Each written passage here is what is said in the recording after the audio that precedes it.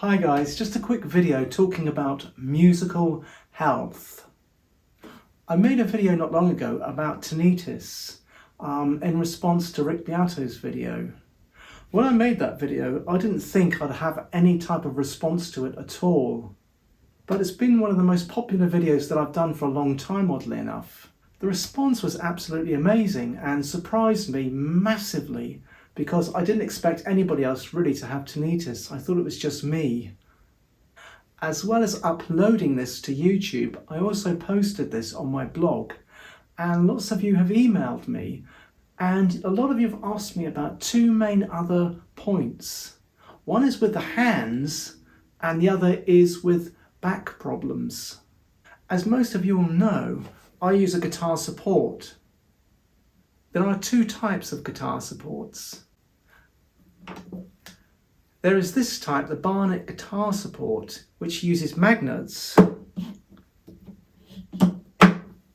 which clips onto the guitar, which is really good, probably the best one. Although, perhaps some people don't want it clipping on if it's a really beautiful varnished guitar. So there are these supports, which are, it's called the Tappert Ergo Play, and it has suction cups. And as long as you've got varnish, or you can put the paper that you stick on, you can use this one, which is I prefer for a varnished guitar. Now, what do these supports do? These supports give you excellent posture for your back. They'll keep the back straight. But also, they'll make sure that your hand is in excellent position. It's not crunched up and forced like this. So as well as nice posture, the hand is it's not over the top like this, and it's not all crunched up. It's just perfectly set.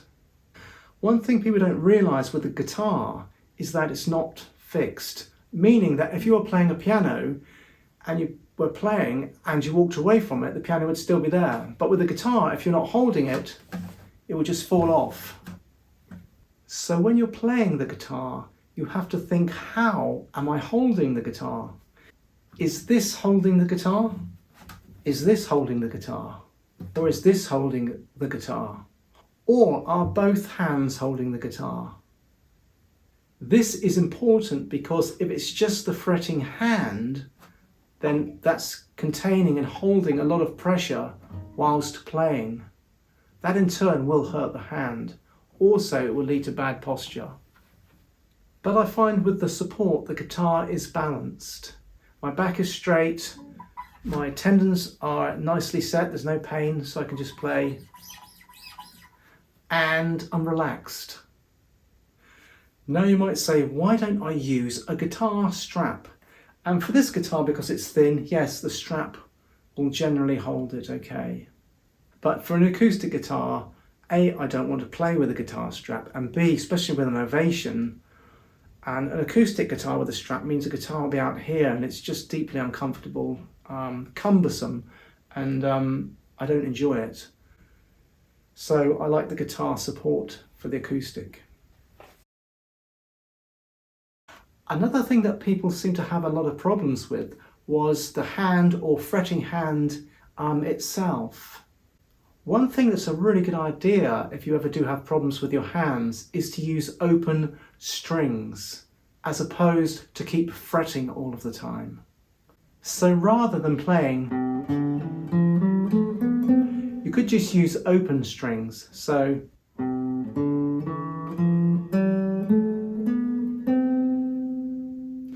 using the open strings, you can use simpler fingerings and just move the hand about, as opposed to trying to do awkward fingerings and put pressure on the tendons. So rather than playing, you could be playing. This in turn, when you're playing these open strings, gives your hand time to relax. So you've got that, you've got the stretch, but Your hand now has time to relax and there's no stretch. So these open strings, it's simple, I know, but it's really useful because your hand is not being pressured all of the time to keep fretting or wide, awkward intervals or whatever. You can just play simple fingering, open string. Obviously, you're not going to be able to use open strings all of the time, but you'll find you can use them a lot. And it's really useful, like I say, because you'll make simpler fingering and you can just move the hand about as opposed to trying to keep fretting awkward intervals or wide intervals or anything that's destructive. Another important point with the fretting hand is when you push in with your thumb behind the neck is to relax, push in, relax, push in, relax, push in, relax. I had this the other day doing this King Crimson idea I had for a video, which was this.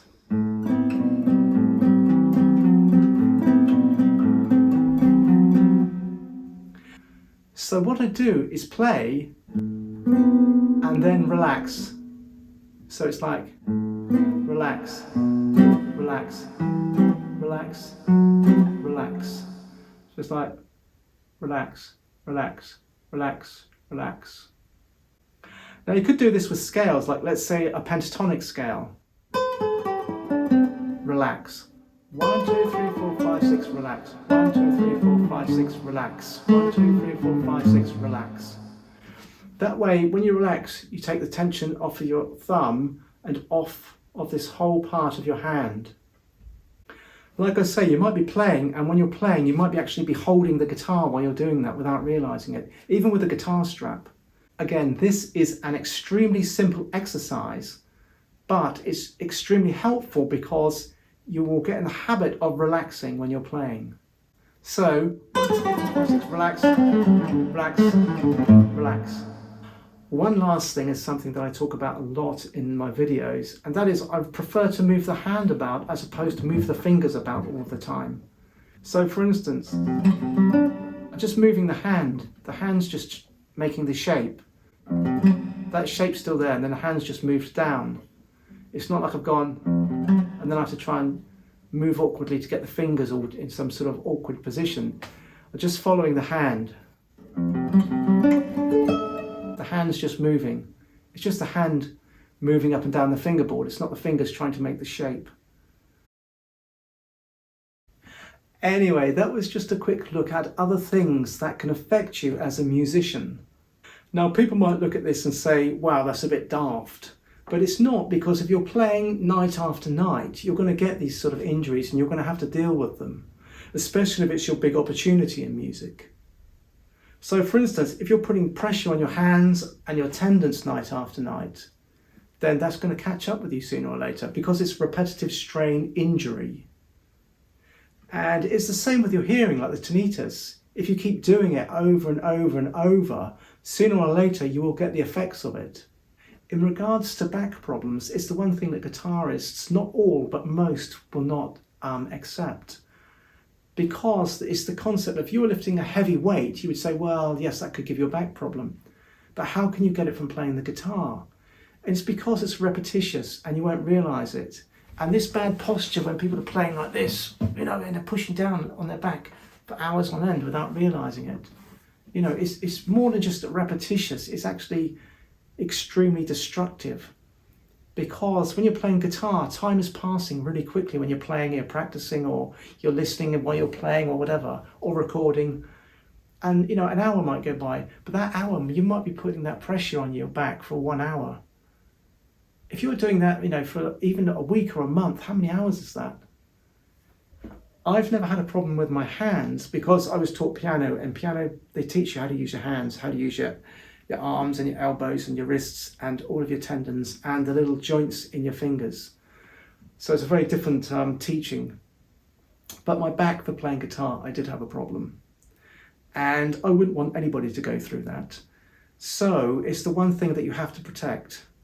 And it's problematic with your back if you're on tour, because it's not just playing the instrument. You've got to be able to sit on planes, coaches, trains, and if every day you wake up and you're in pain, and then you've got to play music on top, and you have a contract. It's expected that you turn up and you play.